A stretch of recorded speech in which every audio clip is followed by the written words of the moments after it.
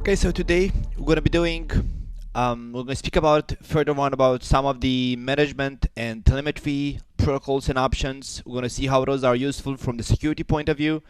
Then we're going to do the A part on the ASA and iOS, and then we're going to move to the layer 2 security topics like port security, DHCP snooping, dynamic ARP inspection, IP stores guard, private VLANs, STP, a lot of those. Now we're going to start with the network time protocol. Before we get there, I forgot to speak yesterday about exactly what network telemetry is. So, as the name states, telemetry is nothing else but gathering data of what happens in the network. And nowadays, it's security critical that you have visibility into what happens in the network and awareness of like which users and which devices are doing what kind of traffic in the network or outside of the network towards the internet. So telemetry offers exactly that and offers extensive and useful detection capabilities in order to be able to spot any kind of, let's say, unknown or zero-day attacks in there. So telemetry data is going to be collected and analyzed by dedicated systems. We're going to have a couple of, let's say, protocols. So we're going to have multiple systems in there. And it's going to offer event correlation, which pretty much means that you have a full insight of what happens in the network, and also have full insight of the network's health state, like how healthy are your users' devices or your users' computers, and what is the security state of the network. Is it conform with your policies? Is it do you have any kind of like infected or malicious traffic happening in your network? And of course, based on gathering those statistics, it is being used to, of course, if you have the proper tools, let's say, installed and configured, it is going to be used to automatically detect and mitigate attacks as well. Because nowadays, as I stated throughout the class, the fact is that we have to admit that pretty much we're going to get attacked. So pretty much nowadays, everybody in the security field accepts the fact that sooner or later, if somebody wants to attack you, you're going to get attacked. So let's say all the investments that an enterprise is doing nowadays in the security field is a lot of it in the, let's say, in the after part of the attack. So per CISCO's, let's say, security overall security, let's say, vision, and it's not only CISCO's vision, is that we have the before phase, so tools to protect before the attack happens. We have the during phase, which means to protect while the attack happens, and we have the after phase, which means we're going to get attacked, and even if we have a lot of security tools in place, we're still going to get attacked successfully. So the challenge is in the after phase, how fast do you detect that you have malicious content in your network, and how fast do you detect that, and how fast do you react to quarantine the infected endpoints. And of course, you have to know which are the infected endpoints to instantly quarantine those endpoints and remediate, let's say, the problem and fix those endpoints, like remove the malicious content from there. So network telemetry helps pretty much a lot exactly in this area in there, because an unknown attack pretty much means that it's not going to be matched by any kind of security, let's say, functionalities you have in your network, like IPSs or next generation firewalls, or doesn't matter what exactly let's say the product is. But in the end, once the endpoint gets infected, it means that the goal of the attacker is to grab data to discover the network and leak data out of the network. So at that point, having visibility into the user's traffic, you're going to be able to spot like weird or anomalous traffic in your network, which should raise a question mark, and that's the advantage of network telemetry nowadays. Because back in the days, telemetry was used only for monitoring purposes, was not pretty much used a lot for security reasons.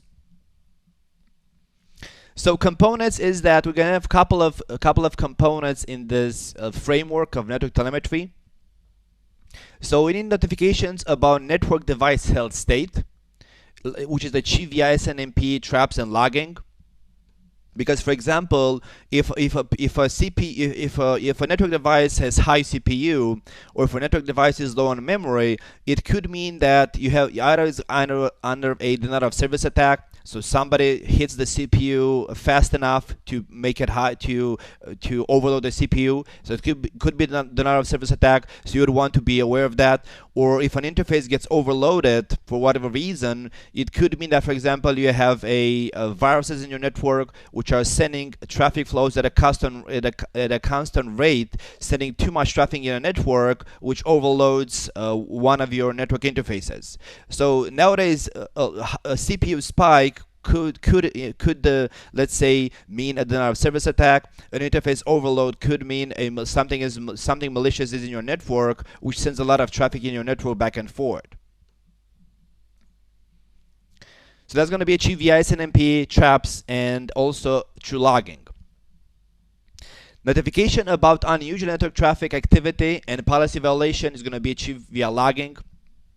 That, for example, if your firewall allows traffic only from point A to point B, and so some users are trying to get also to point C, to destination C, is going to be pretty much disallowed by the firewall, by the ACL through logging. So also you want to get notified about those aspects, because in general a well-educated user knows where he has access to. So he's not going to try to get access to resources which he's not even aware of.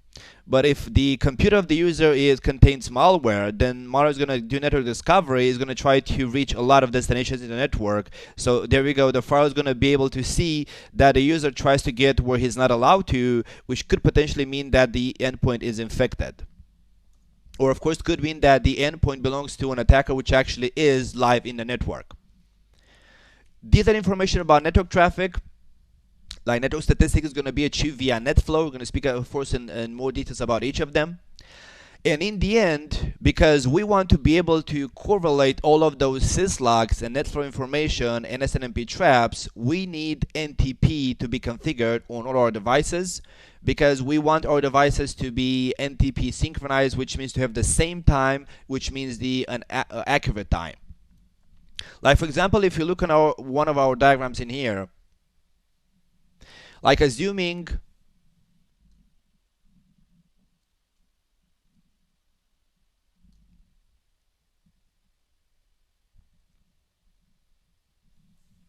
so for example, let's look at the other one, this one, let's say.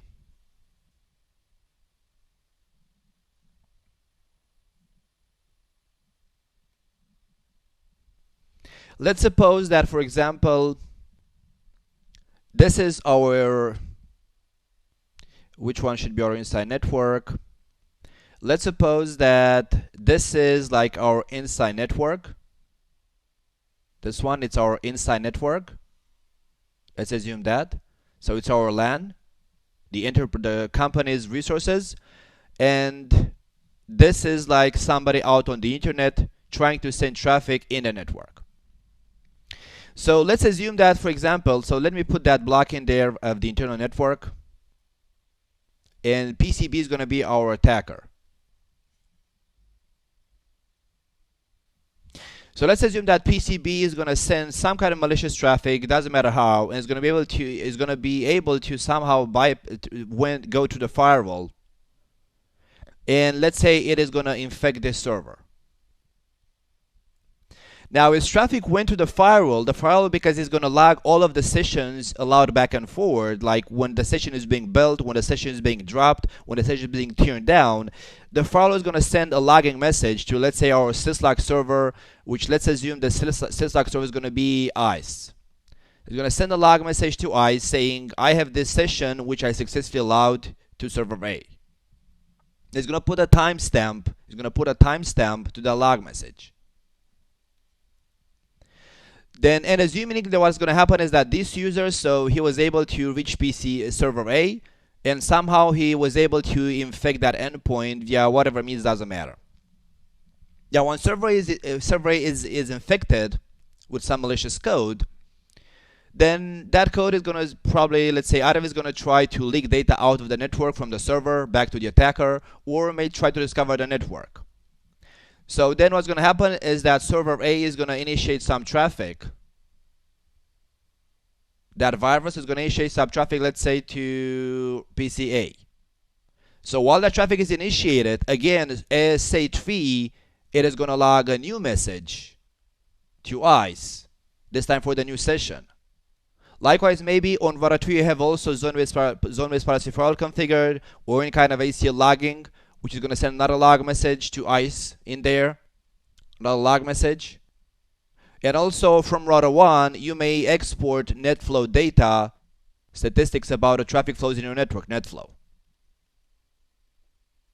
So this machine in here, which of course is not ICE, it's our, let's say, our CM, Security Information Event Management, in a network. This CM is going to have some rules pre-configured, which, technically speaking, based on the fact that the green session was initiated by the virus on that machine, that CM would be able to identify that's a session which was initiated by a virus, and pretty much detect that that endpoint got infected. If it's able to properly correlate all of those log messages, he has to be able to see, okay, the session initially was sent from the Ethernet to server A, then server A has initiated some traffic to PCA. It went through a couple of devices in the network. So based on the traffic pattern in the network, based on the logging messages, based on the CCNP traps, based on the net flow statistics from the network, that machine, the CM, is going to be able to correlate all of them and say, okay, this matches a well-known attack of virus, let's say version A, or this is suspicious traffic in the network, so it could be an unknown malware, so that endpoint could be infected. But if we want that CM system to be able to properly correlate those messages, it means that those messages have to be properly timestamped, which means NTP is required. Because if, for example, if I delete those messages, everything again in here, if that server A got infected and initiated a session to, let's say, PCA, and this session went through, let me use green for that, and this session went through ASA3. And when ASA3 has sent a log message to that CM saying this event happened on 9th or 10th of May 2016, whatever hour, and then that PC also gets infected and initiates a session over to, let's say, router 2. And if router 1 sends netflow data for that session saying this event happened on 12th of June 2015, or whatever the clock is on router 1, clearly that CM cannot correlate those two events because one of them happened in 2016, the other one in 2015. So because the CM cannot correlate those two events together, they don't seem to be connected one to another, it's not going to be able to match on the traffic pattern of that virus or malware or whatever that is. So that's why also NTP is critical for security reasons in the network.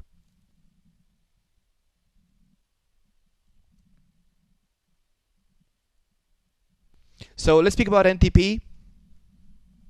So by the name, it's a protocol which allows the network devices to have a proper time, network time protocol. Of course, it's not only for network devices, also you can configure NTP on regular hosts. So whatever it's in the network pretty much. So NTP allows for network devices, or of course hosts, so every system in your network, to synchronize its date and clock with current time, like the real time within the world. Whatever the current time is, it allows synchronization with that current time. Currently we run NTP version 4, which is defined in RFC 5905. NTP, it's pretty much a very complex protocol by itself. We're going to be able to speak about only some aspects of NTP. Regardless of the version, it runs over UDP 123, which means it's like connectionless. And it can operate in unicast mode, which is the default mode on Cisco devices at least, in multicast mode or in broadcast mode. So if you want any kind of device in the network, switch, router, PC, server, doesn't matter, to synchronize its time properly, in NTP we have two roles. We have the NTP server, which is going to be the, let's say, the machine that has accurate time, and the NTP client, which is the machine which receives time information from the NTP server. And I said in there that hierarchy is supported because, for example, what's going to happen in a regular design in general, is that imagine that in your network, this is our network, let's say. Nobody has accurate time. So we need a master NTP server which actually knows what is the current time. So in general, if you don't have that device in your network, which is going to be a dedicated device in general, what you're going to be doing is that in your network, you're going to define an NTP server. So let's say this is our network in here, enterprise network. You're gonna choose one or two, of course, for redundancy, NTP servers. Let's say it's going to be router 2. So router 2 is going to be my NTP server in the network. NTP server. And all other devices are going to be NTP clients. Like PCE is going to be a client, is going to get time from router 2.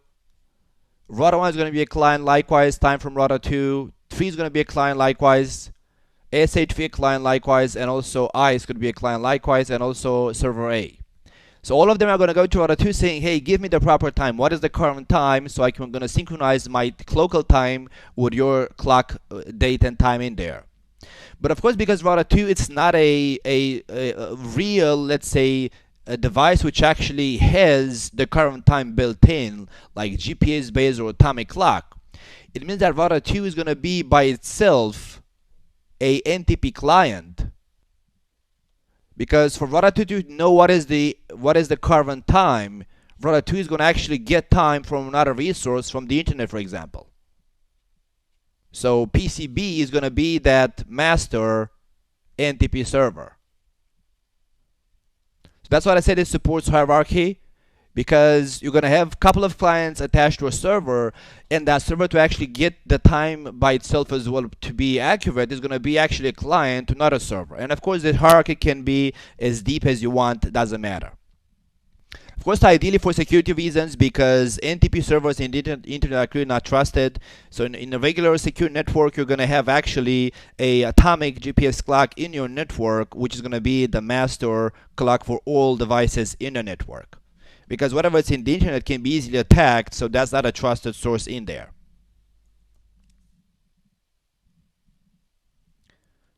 Now, accurate time on network devices is required for a couple of reasons. It's a lot of them, out of them as well. For digital certificate validation. So if you use a digital certificate, for example, for whatever, an SSL server, SSL VPN, IPsec VPN, doesn't matter for what, then so for example, let's say me and you, you're gonna send me your digital certificate. So me and you want to build up an IPsec VPN tunnel, and you send me your certificate. What I'm gonna do across other checks is that I'm gonna look at the validity dates in the certificate, in your certificate, because when you send me your certificate, it has attached the validity dates.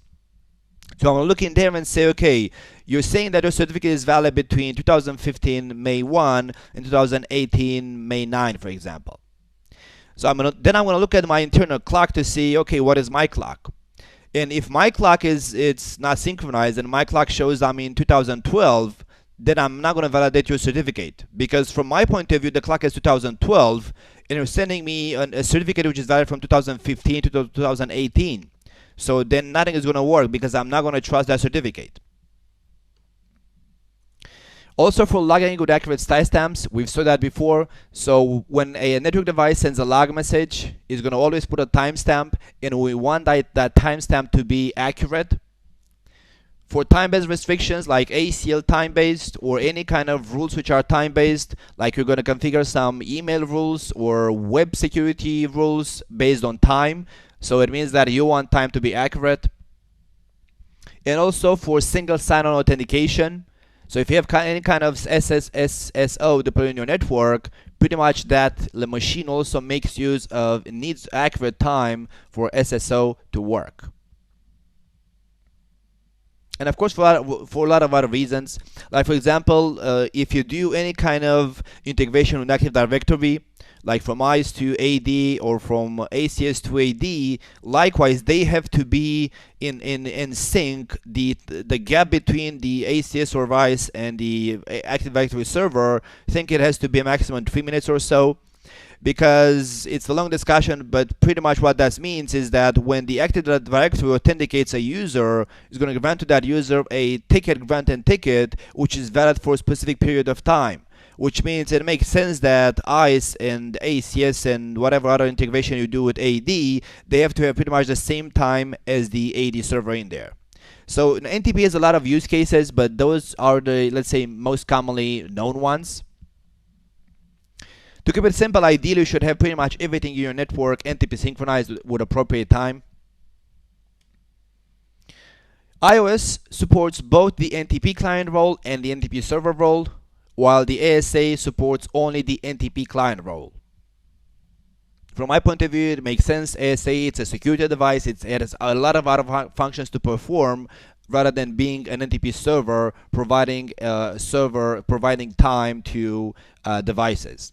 And also, if the SA is going to be a server, that opens the SA to a lot of other kind of attacks, and we don't want that to happen because the SA, it's a security device. By design, it's a security device, and we want it to be as secure as possible. We're not going to run services in there just because we can. So it makes sense from my point of view. It can only be an NTP client.